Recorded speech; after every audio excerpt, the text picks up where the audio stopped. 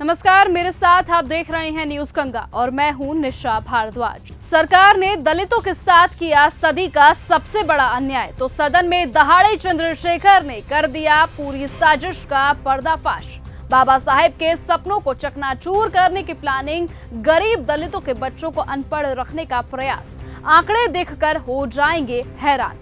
एक एक दलित संसद के सच से उठ गया पर्दा, सरकार के झूठ का हो गया खुलासा। अब होगी चंद्रशेखर आजाद को रोकने की कोशिश। देश में सबसे बड़ी संख्या दलित और आदिवासी की है, इसीलिए हर चुनाव में उनके वोट लेने के लिए हर पार्टी साम दाम दंड भेद हर प्रकार के प्रयास करती है। लेकिन उसके बाद भी क्या कोई उनकी तरफ मुड़कर देखता है? इसका जवाब हम आपको आज की इस वीडियो में देंगे। किस तरीके से पीछे के दरवाजे से सरकारें दलितों को ठग रही हैं और उनके बच्चों के भविष्य को अंधकार में धकेल रही हैं। चंद्रशेखर आजाद ने जो खुलासा संसद में किया है उसे हम आपको आंकड़ों के साथ समझाएंगे, लेकिन उससे पहले आपको चंद्रशेखर आजाद का वो बयान सुन लेना चाहिए जिसमें उन्होंने इस अन्याय से पर्दा उठाया है।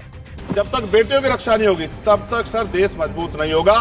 मैं वित्त मंत्री जी से मांग करूंगा कि जो मैंने सवाल उठाए थे वो जवाब दें, तो इन पे बताएं कि कटौतियां क्यों की, क्या SC/ST के पढ़ने का अधिकार छीन के सरकार तरक्की कर सकती है? चंद्रशेखर आजाद ने और भी पत्ते सरकारी दोगलेपन के खोले हैं जो आगे आपको बताएंगे, लेकिन उससे पहले आसान भाषा में समझाते हैं कि सरकारें कैसे चोर दरवाजे से दलितों की जेब काट रही है। सरकार ने इस साल के बजट में दलित महिलाओं के लिए एक स्कीम पेश की जिसके तहत वो दलित महिलाओं को उद्योग लगाने के लिए 2 करोड़ रुपए तक की लोन देगी, लेकिन इसका जमीन पर क्या होगा असर, वो पिछले साल की स्कीम में आपको समझ आ जाएगा।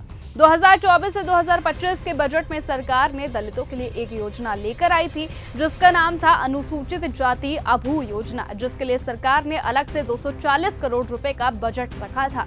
लेकिन आपको जानकर ये हैरानी होगी कि इस बजट में सरकार ने एक साल में ही केवल 800 करोड़ रुपए खर्च किए, मतलब पैसा होते हुए भी खर्च नहीं किया गया। वहीं इसी तरह के मुद्दे को चंद्रशेखर आजाद ने PM मोदी के सामने संसद में उठाया। चंद्रशेखर आजाद भी समझ रहे थे कि पहले ही दलितों को कम बजट मिल रहा है, उसमें भी सरकार खर्च नहीं कर रही है, तो इनका उत्थान केवल नारों से तो नहीं हो सकता था।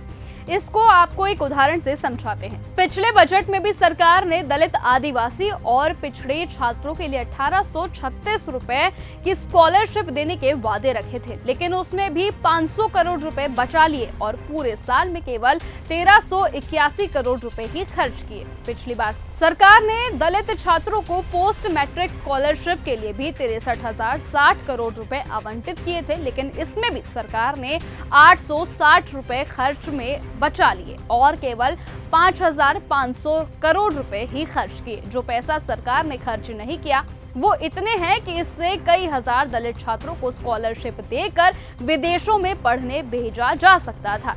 लेकिन ऐसा कौन सोचेगा? जब पॉलिसी बनाने का जिम्मा ही किसी और के हाथों में होगा तो ये बात तो काशीराम समझते हैं कि अब चंद्रशेखर आजाद कहते हैं कि इतनी बड़ी दलित आबादी होने के बावजूद भी पूरे देश में एक भी मुख्यमंत्री इस समाज से नहीं है।